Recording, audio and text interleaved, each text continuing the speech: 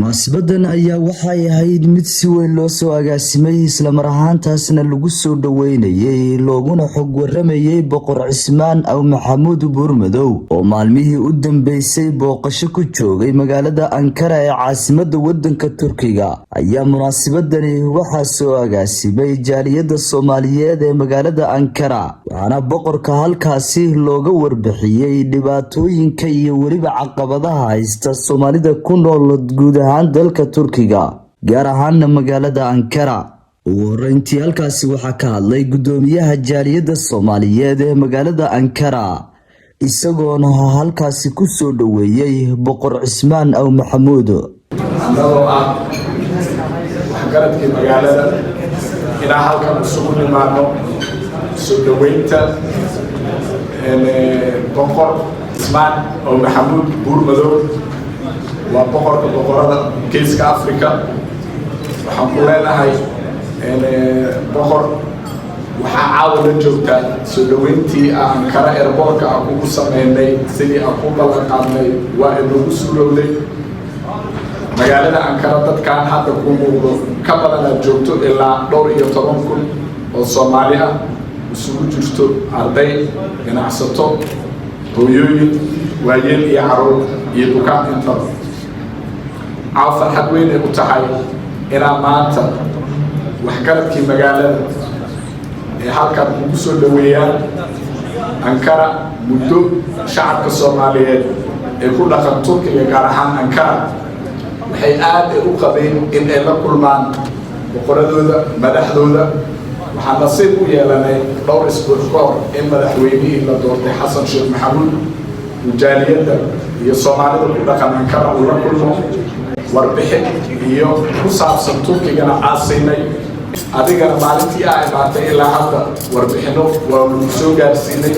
waxaa uu dhashay sanadkii 1963 waxaa uu ku dhashay magaalada Burcaanood gobolka Sool ama Xudun ayaa uu ku dhashay. boqorku isagoo yar ayaa uu bilaabay ganacsiga 14 jir buu ku bilaabay waxbarashadiisa heer dugsi sare ilaa iyo waxa weeyaan heer magister qaanuun oo shareeca ayaa uu haystaa boqorku. boqorku dhinaca kale waxa weeye kama u tegin dhaqankii Soomaaliyeed. waa boqor geel jira ah.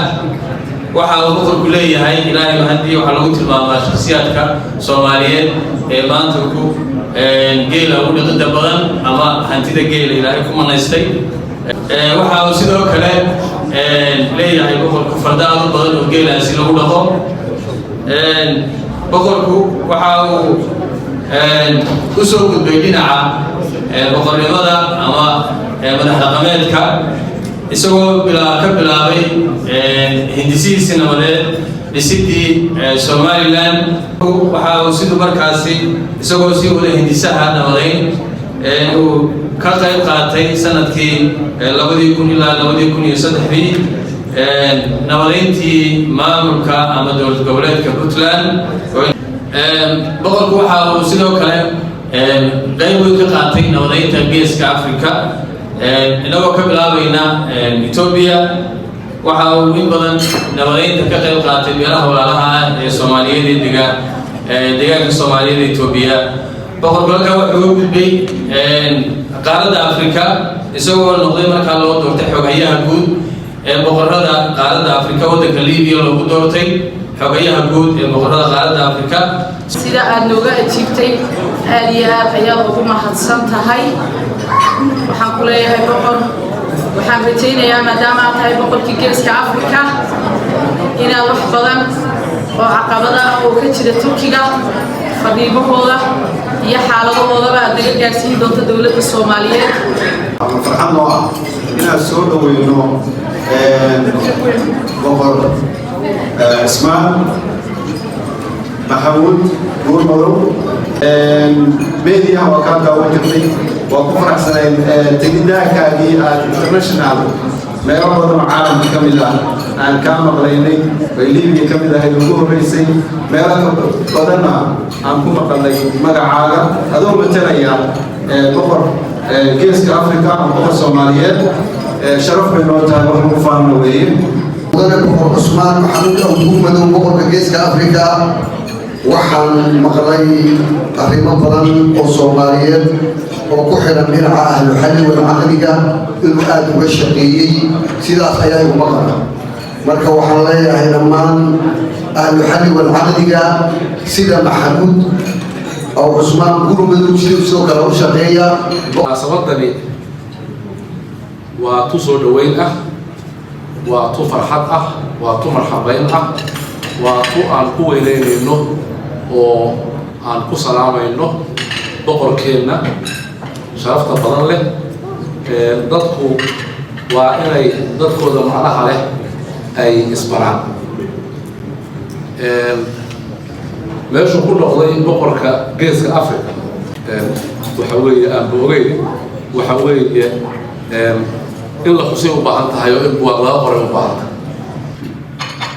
waajib bay nagu tahay meel kastaan nimaadno dadka wixii baahidooda aan aragno annagaan cidna uga amranayn inaanu u gudbino xukuumadda madaxweyneyaasha ee madaxda ugu sarraysa waa kuwaan soo dooranno xaq baan ugu leenahay inaan hadno dadka u khidmeeya khidmadda ummadda u khidmeynaya wixii ka dhimanna inaan ku toosino oo ku hagaajino waajib baan u leenahay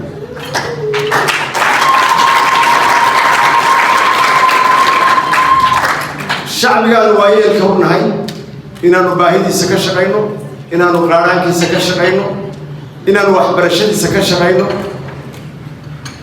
baryo maaha abaal la nagaga doonay abaal intayna tareen iyo doorashadayna tareen maamuuskeena maamuuse baa ku filan waajib bay noogu leeyihiin inaanu shaqayno codkayaga intaan codkooda gaari karin aan gaadhsiin karana inaan gaadhsiino waajib bay noogu leeyihiin waad ku mahadsantihiin inaad cabashooyin badan aad leedihiin aad noo soo gudbiseen hadday gacan inoo fidiyeen hadday raxmad inoola yimaadeen iyadoo madaxdii adduunka o dhan inoo iman weyday ordigan iyo xaaskiisu iyadoo meel walba qarax ka jiro isku soo dhex jiro isagoo diyaaraddiisii wato ciidamadiisii keenay dhaqaalihiisii keenay